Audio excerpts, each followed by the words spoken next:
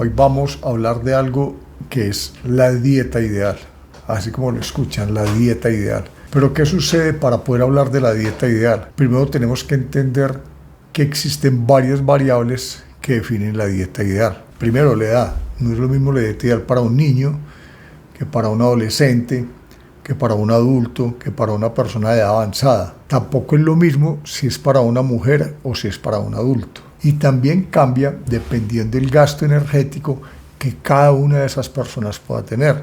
Si tiene una vida sedentaria, si es un deportista de entretenimiento o si es un deportista de alto rendimiento. Pero también hay factores que entran a influir, como el estado de salud, la actividad que tenga su metabolismo. No todos los metabolismos son iguales. Y la región geográfica donde esté ubicada, porque no todos los alimentos los encontramos en todas partes.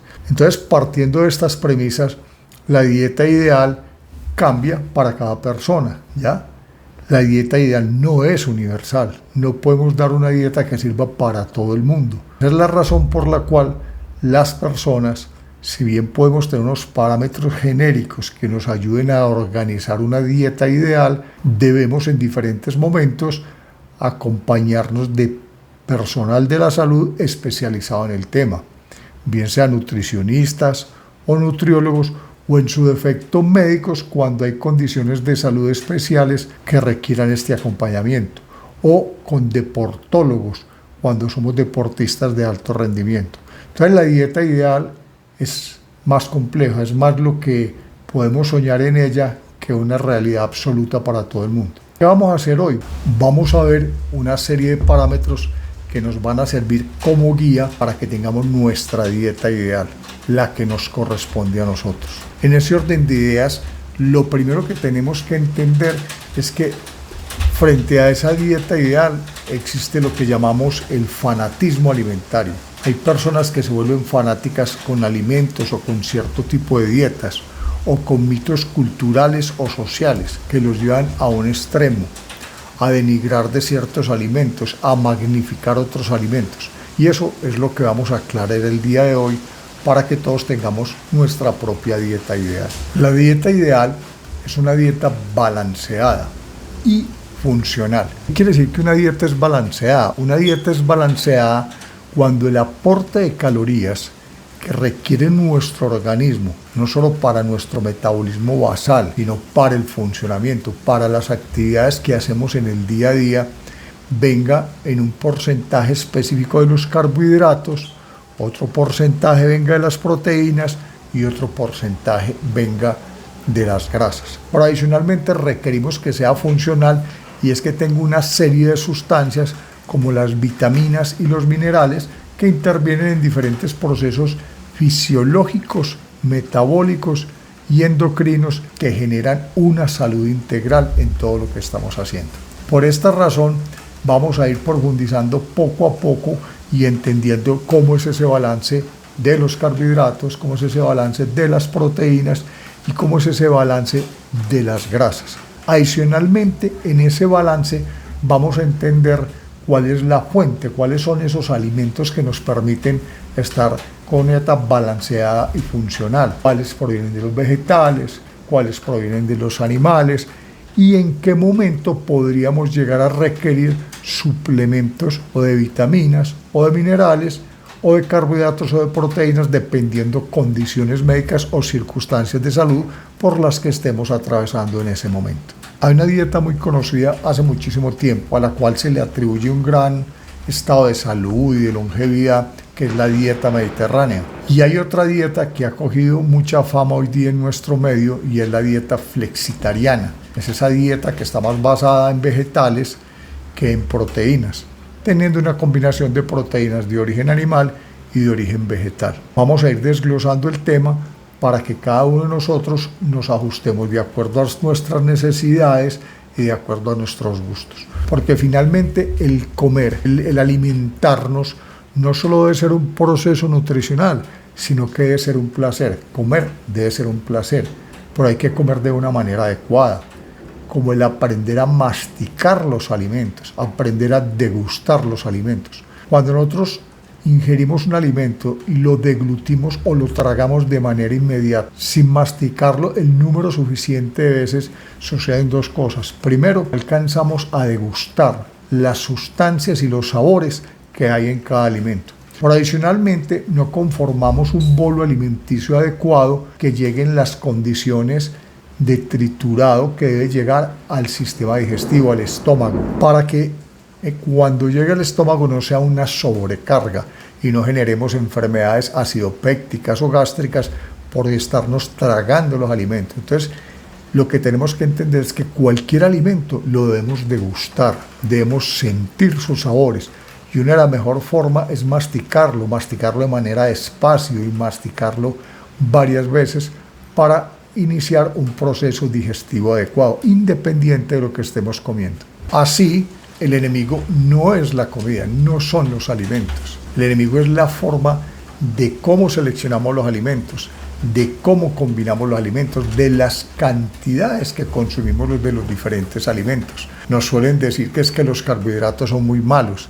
Después nos dicen no, que es que las grasas son las que hacen daño. Después nos dicen no, que es que alimentémonos solo de proteínas. Esa cantidad de versiones que existen somos las que vamos a tratar de desmitificar hoy. Lo que pretendemos en este video es un tema educativo, es que ustedes tengan argumentos claros basados en la ciencia que les permitan alimentarse de una manera saludable, teniendo en cuenta que cuando tengan condiciones especiales de salud o requerimientos especiales de nutrición por sus actividades físicas, deben adicionalmente acompañarse o de un médico o de un personal de la salud, bien sea un nutriólogo, un nutricionista o la persona más indicada según el caso. ¿Qué sucede cuando no nos estamos alimentando bien?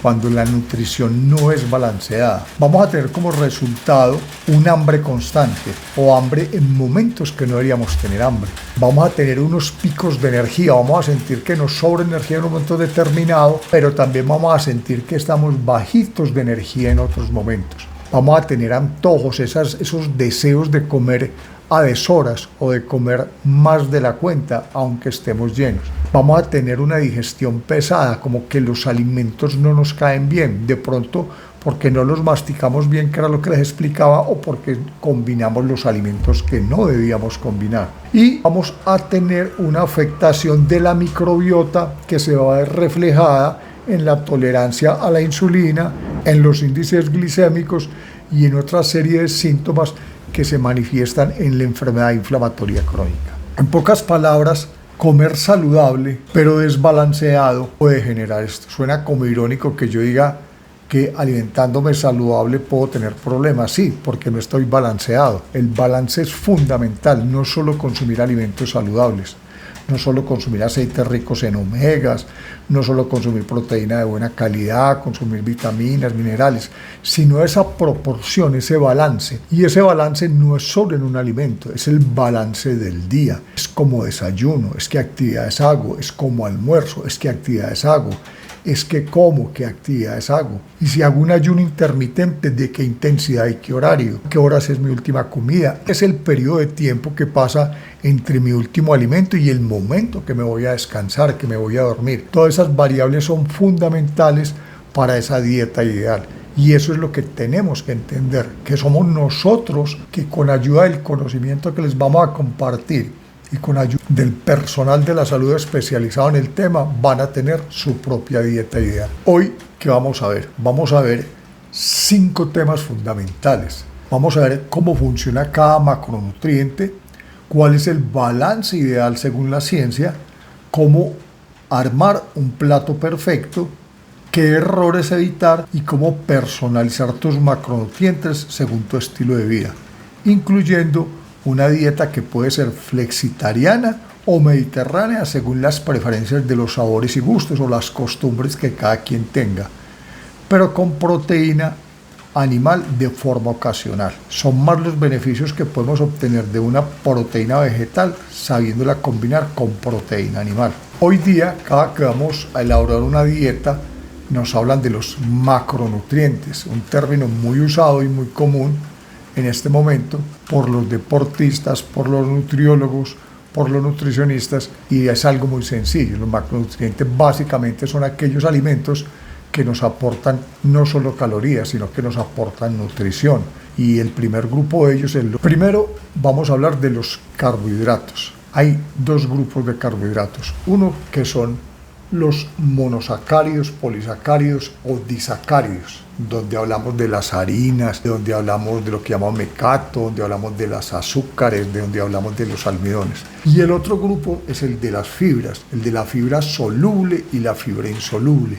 La fibra soluble, aquella que nos aporta también calorías y una serie de micronutrientes. Y la fibra insoluble es aquella que no nos aporta calorías, pero que ayuda a el proceso digestivo, aumentando el bolo o la cantidad de materia que hay para salir por el colon y hacer un barrido, pero que también la utiliza la microbiota para producir energía, para ayudar a estabilizar ese metabolismo basal. El segundo grupo es el grupo de las proteínas, y aquí debemos tener en cuenta el origen de las proteínas, que las podemos obtener de proteína animal o de proteína vegetal, con dos diferencias sustanciales. La primera es que la proteína animal puede o suele contener colesterol.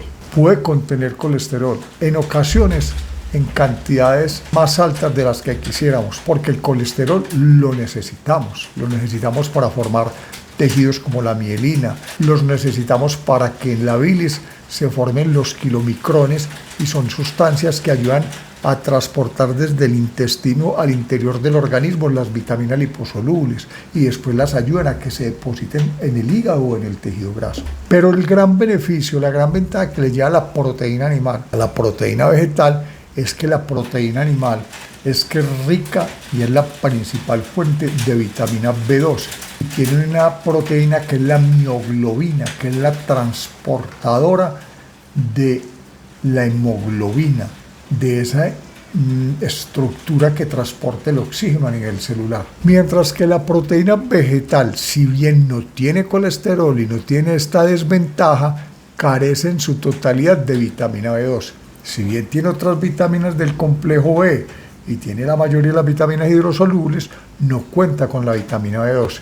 Por eso cuando hablamos de una dieta balanceada, es que debemos consumir tanto de un tipo de alimentos como de otros, pero las cantidades son fundamentales. Es preferible que la mayoría de la proteína hoy día provenga de origen vegetal, porque además nos aporta vitaminas, nos aporta minerales y nos aporta fibra, ¿ya? Mientras que la proteína animal básicamente nos aporta algunas vitaminas y la proteína. El tercer grupo de los macronutrientes son las grasas. No solo las podemos clasificar como grasas de origen animal y grasas de origen vegetal, sino que yo prefiero calificarlas como en grasas saludables y grasas no saludables. Si bien necesitamos el colesterol, normalmente hemos oído hablar del HDL como una grasa mala, como un daño que le hace al organismo por la arteriosclerosis. Y también hemos oído hablar de las grasas saturadas, mientras que hay otro grupo de grasas que son las monoinsaturadas y las poliinsaturadas o las grasas insaturadas.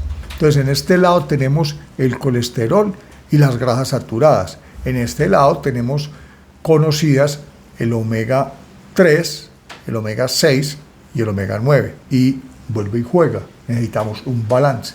Necesitamos algo de colesterol, porque nuestro organismo lo necesita. Hay que consumir colesterol de una manera equilibrada, de una manera controlada. Por eso en las dietas no te lo suprimen del todo, pero hay que darle preferencia a las grasas saludables, a la omega 9, al omega 3 y al omega 6. Y debe haber un balance entre el omega 3 y el omega 6. Ellas deben estar equilibradas, porque ellas se complementan para la formación de tejidos y un adecuado funcionamiento metabólico. Una de las funciones muy importantes de las grasas es el transporte y el almacenamiento de las vitaminas liposolubles, la vitamina K, la vitamina A, la vitamina E y la vitamina D. Estas vitaminas hay que consumirlas con cierta regularidad, por eso el balance en la dieta, no tener excesos de estas vitaminas, porque ellas se almacenan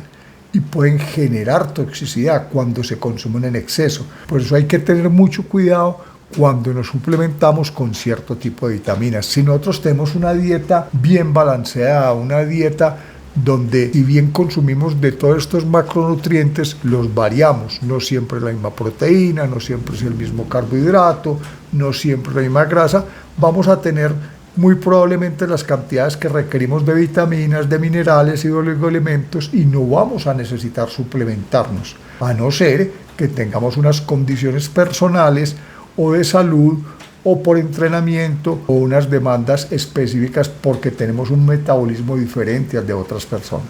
Solo a finales del siglo XX la ciencia vino a descubrir que los alimentos no solo aportaban calorías, sino que aportaban esas otras sustancias que hacen que los alimentos sean funcionales, como las vitaminas y los minerales. Y ahí empezó a cambiar el enfoque de la nutrición, de cómo recomendábamos alimentarnos. No simplemente era saciarnos. Al principio de la humanidad había que comer lo que existiera y nos tocaba adaptarnos a lo que tuviéramos. Después tuvimos la capacidad de cosechar, la capacidad de almacenar, la capacidad de procesar, pero fuimos entendiendo que no solo eran macronutrientes, que existía algo más, y eso fue a finales del siglo XX.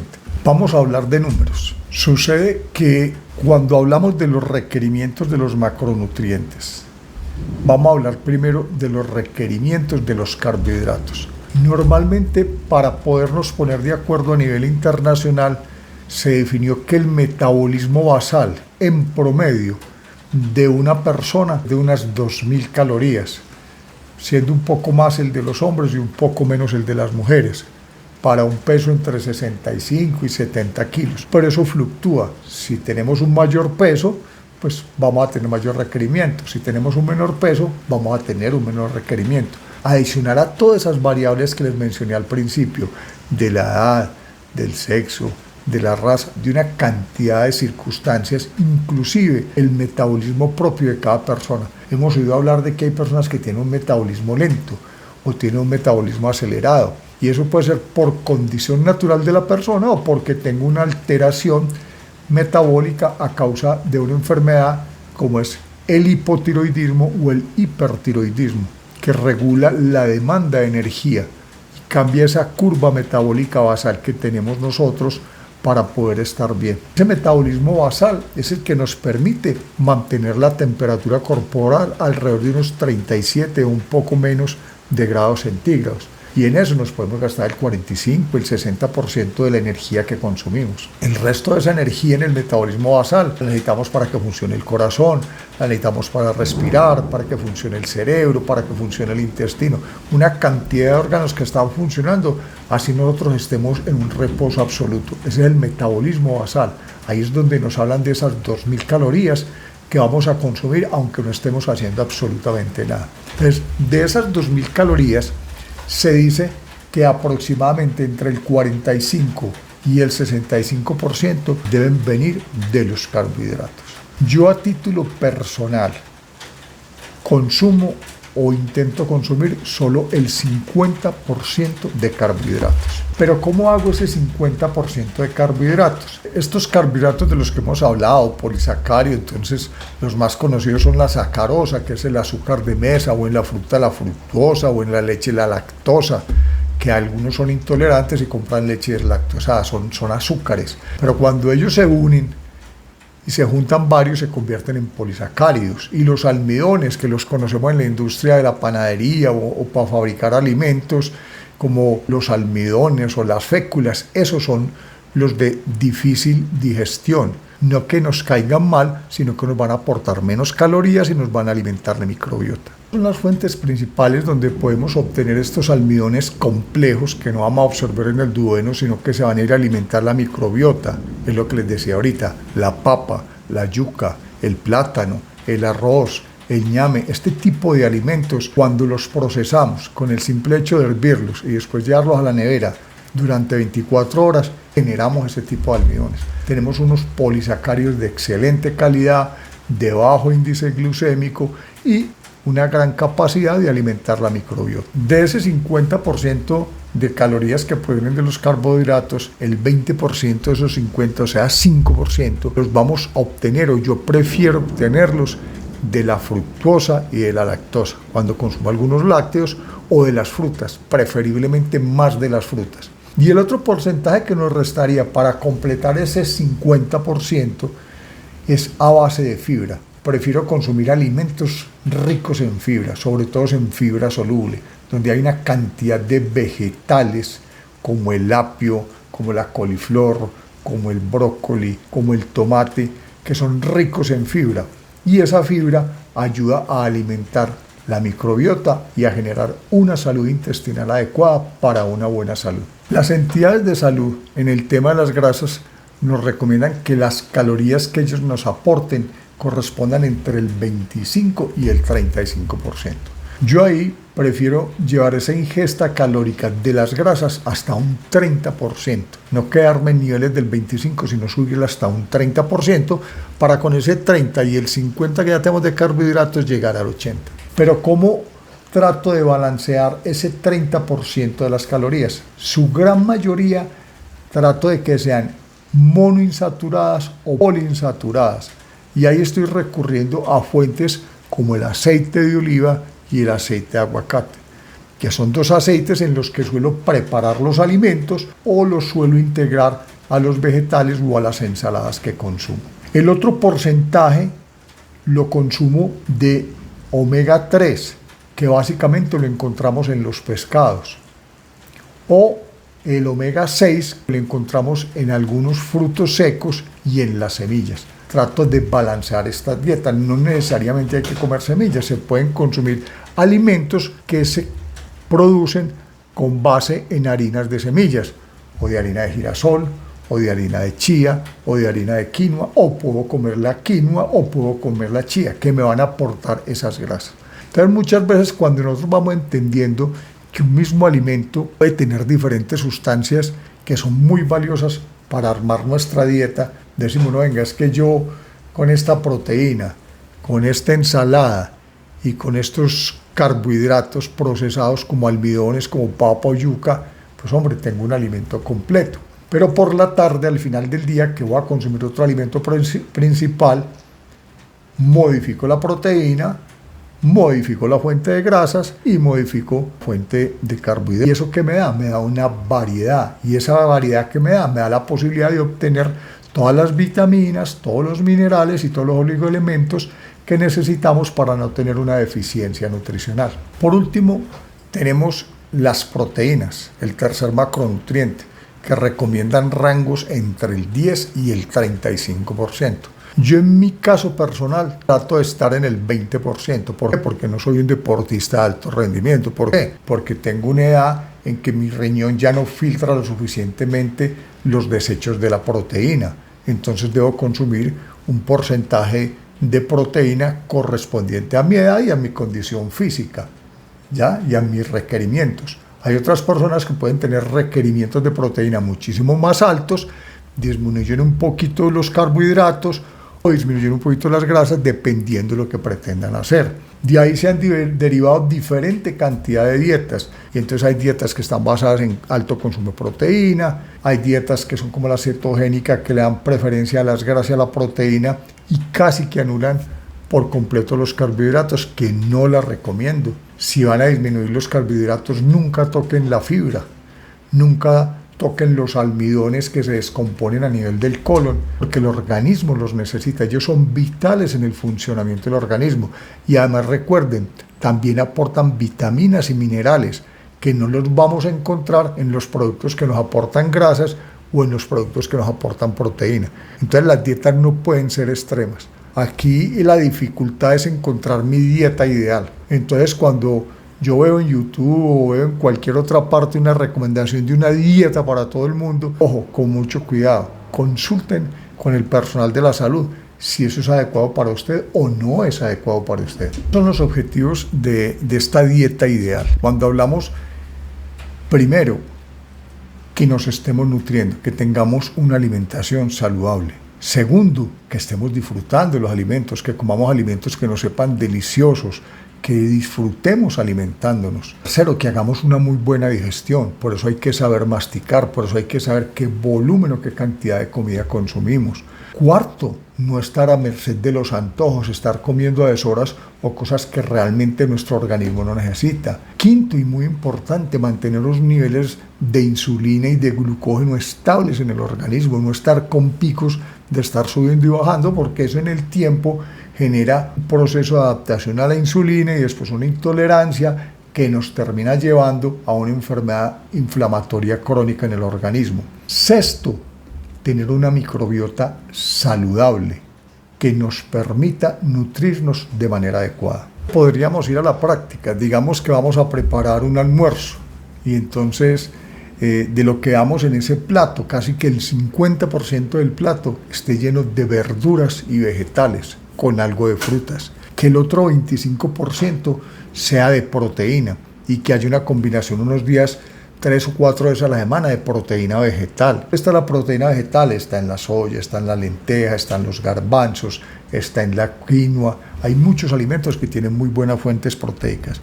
Y el otro 25% con carbohidratos complejos, o sea, aquellos almidones que ya sufrieron el proceso de gelatinización, un arroz, una papa, una yuca, un plátano, que los preparamos con anterioridad, estuvieron 24 en la nevera, luego los calentamos y los servimos. Entonces miren que tenemos una gran variedad. La proteína puede ser animal, la proteína puede ser vegetal, en las opciones de proteína animal hay muchas, las opciones de proteína vegetal son todavía mucho más amplias, la variedad de vegetales es mucho más amplia, al igual que el consumo de las grasas. Entonces, el balancear estos platos en ese porcentaje es algo muy genérico, pero les puede ayudar. Acuérdense, en la mitad del plato en vegetales, una cuarta parte del plato en carbohidratos complejos y una cuarta parte en proteína. Ese sería como un resumen muy genérico, ajustándose a las necesidades específicas que cada uno de ustedes tenga. Hay un tema muy importante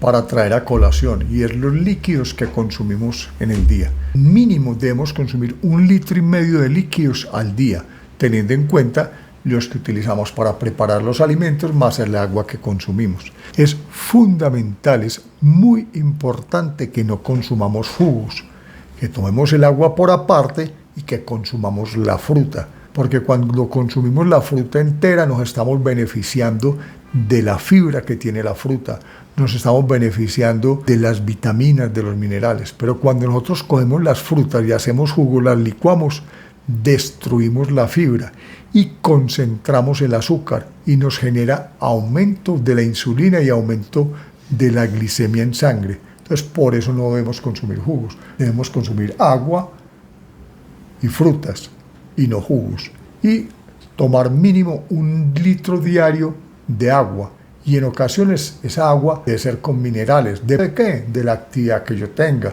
o si tengo una condición médica específica, habría que complementar el agua con minerales, y cuando la vamos a completar con minerales, estos minerales deben ser balanceados, debe ser balanceado el sodio y el potasio, el cloro y el magnesio. Cuando miramos la mayoría de las bebidas hidratantes carecen de potasio, y eso genera una deficiencia que puede generar calambres en el organismo, puede generar trastornos a nivel cardíaco. Entonces hay que tener mucho cuidado en la forma como también nos hidratamos, porque la hidratación y el consumo de líquidos también hace parte de la dieta ideal. Carbohidratos no consumir, no consumamos azúcar, que es la sacarosa que se produce en la industria. El azúcar raya, es muy cercano al veneno. El azúcar es tóxico para nuestro organismo, genera unos picos de insulina y va haciendo que el organismo se adapte a esos picos de insulina, pero después de esa adaptación viene un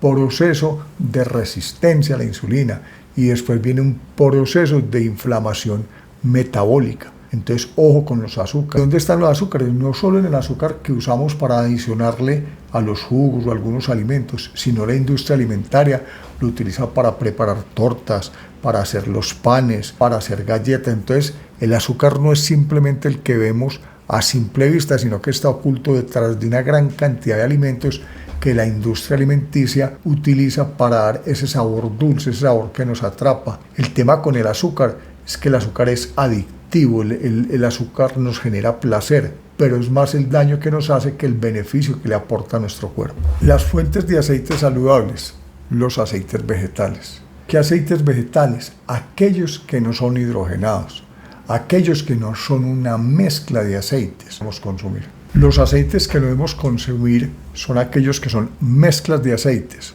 o que son aceites hidrogenados, o que son aceites refinados, o que son aceites a base de aceite de palma. Estos 4 los tiene la industria alimentaria porque tiene una capacidad de poder permitir que lo utilicemos varias veces sin que se ponga oscuro o sin que se deteriore a la vista, pero no son buenos para la salud. Lo ideal son aceites naturales, ojalá extrusados en frío, de aceite de aguacate, de aceite de oliva, el mismo de girasol, pero que no sea ultraprocesado ni sea refinado, el mismo del aceite de chía o de cáñamo. Esos son aceites que son saludables. Hay un mito que es sobre el aceite de oliva, y es que no podemos freír con aceite de oliva. Sí podemos freír con aceite de oliva. Si consultan fuentes válidas de cuál es el punto de fusión o el punto al que se quema el aceite de oliva, es muy superior al que usamos en el proceso de fritar un alimento. ¿Qué es lo recomendable? Si vamos a fritar un alimento en aceite de oliva, hacerlo a bajas temperaturas. Y si lo hacemos a altas temperaturas, ese aceite que queda lo podemos utilizar para adicionarlo a una ensalada, no volver a freír con él. Lo ideal es utilizar pequeñas cantidades y a fuego lento, a bajas temperaturas. Son unos de los errores más comunes en la dieta tradicional, que consumimos mucho carbohidrato y poca proteína, o mucha fruta y poca grasa saludable, o muchas grasas y poca fibra. Comer vegetales, pero sin variedad. Nos podemos alimentarnos únicamente del mismo vegetal todos los días. Esos son errores comunes que solemos cometer en nuestra dieta, porque siempre compramos en el mercado lo mismo, siempre preparamos lo mismo y siempre consumimos lo mismo. Son las consecuencias de no tener una dieta nutricionalmente balanceada, una dieta funcional. Vamos a tener hambre constante, vamos a tener picos de energía, vamos a tener problemas digestivos, se va a alterar nuestra microbiota y vamos a tener dificultades con las grasas. Eso es muy importante. Hay que tener claro qué nos sucede cuando no nos alimentamos de una manera adecuada. Vamos a hablar de unas recomendaciones genéricas, aunque la dieta de cada quien es individual, pero vamos a hablar de algunas generalidades. Si yo requiero bajar de grasa, puedo aumentar las proteínas, los carbohidratos complejos y consumir bajas cantidades de grasas saludables, como aceites vegetales. Si lo que quiero es aumentar la masa muscular, no solo debo aumentar el consumo de proteína animal y vegetal, sino también tener carbohidratos que me aporten glucógeno para proteger el músculo. Si busco mejorar la digestión, lo que va a aumentar son los alimentos ricos en fibra y mantener una proteína vegetal por encima del consumo de la proteína animal. Y si lo que tengo son problemas de glucosa, debo priorizar la fibra y no los carbohidratos simples como el azúcar. Esas son recomendaciones genéricas en una dieta. Vamos a entrar en un tema complejo y es cuánto debemos pesar. Ese cuánto debemos pesar vuelve otra vez a lo que hablábamos ahorita, dependiendo la edad que tengamos, dependiendo el sexo, si es un hombre o una mujer, dependiendo la raza, dependiendo la actividad física. No es lo mismo tener un peso de 60 kilos en una persona que mide 1,50 en una persona que mide 1,80. En una persona que es un hombre o una persona que es una mujer. Entonces, cuando normalmente utilizamos un indicador que es el índice de masa corporal, yo podría tener un índice de masa corporal adecuado, es decir, que mi peso ideal son 82 kilos y estar pesando 82 kilos. Pero ¿cómo están conformados 82 kilos? Estoy descalcificado, tengo más grasa que músculo, estoy bien hidratado. Entonces, el peso debe estar relacionado con qué masa muscular debo tener yo, con qué nivel de mineralización, qué tan hidratado estoy, qué cantidad de grasa tengo a nivel de mis órganos internos y no simplemente relacionar un peso con una edad y una talla. Normalmente, de manera muy simplista, podríamos decir que los adultos, si cogemos la estatura que tenemos en centímetros, en mi caso mido 1,82, y le quitamos el metro y dejamos los 82 centímetros, en teoría debería pesar alrededor de 82 kilos. Pero hay que tener en cuenta lo que les acabo de mencionar. 82 kilos de qué? Porcentaje de músculo, qué porcentaje de hueso, qué porcentaje de grasa, qué porcentaje de agua. Entonces no es tan fácil. Cuando queramos basar una dieta, porque necesitamos hacer cambios basada en nuestra estructura corporal, debemos recurrir a un especialista para que sea él quien nos dé las indicaciones específicas de qué fuentes de alimentos debemos obtener nuestra nutrición, en qué cantidades y con qué frecuencias. Frente a nuestro peso corporal, qué cantidad debemos consumir de proteína, qué cantidad debemos consumir de carbohidratos y qué cantidad debemos consumir de grasas. Siempre hay unos rangos de las cantidades que yo debo consumir al día por kilogramo de peso de estas sustancias. Y cuando nos dicen, no, es que usted como mujer debe consumir 1.5 gramos por cada kilo de peso, hay que tener en cuenta que esos 1.5 gramos son de pura proteína. Si nosotros cogemos y pesamos una carne que pesa 100 gramos, por ahí el 80% es agua. Entonces esos cálculos no son fáciles de hacer. Los carbohidratos, que debe consumir 3 gramos de carbohidratos. No es lo mismo los carbohidratos de las semillas que están secas, los carbohidratos de una papa que tiene un porcentaje de humedad alta, o dependiendo de cómo la preparamos, o de un vegetal rico en carbohidratos. Entonces, eso es calcular la cantidad de gramos que yo necesito de proteína diaria, de carbohidratos diarios y de grasas es complejo. El de grasas es más fácil, porque si yo me consumo 1 gramo o 1 mililitro de grasa, estoy consumiendo 9 calorías. Y se dice que debo consumir aproximadamente 0.3 gramos de grasas por kilogramo de peso.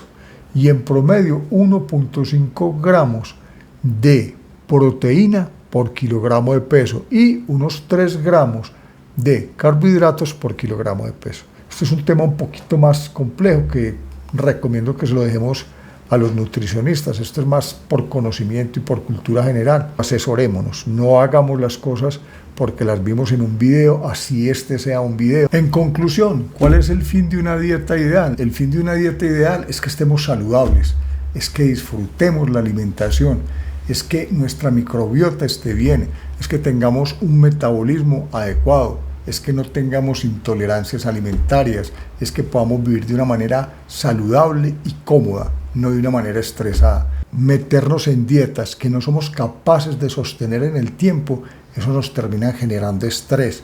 Vamos a volver al mismo peso. Normalmente la mayoría de las dietas, cuando las usamos para bajar de peso, se pierden grasas y se pierde proteína. Pero con el tiempo abandonamos esas dietas y volvemos y recuperamos el peso. Lo más grave o lo más triste es que recuperamos más grasa que proteína. Entonces se va generando una deficiencia en el tejido muscular, que es de suma importancia, como lo vimos en uno de los primeros videos del canal. Busquen y lean las fuentes bibliográficas que soportan de manera científica lo que les estamos diciendo, que le den clic a la campanita y nos acompañen en el próximo video. Que tengan una feliz tarde.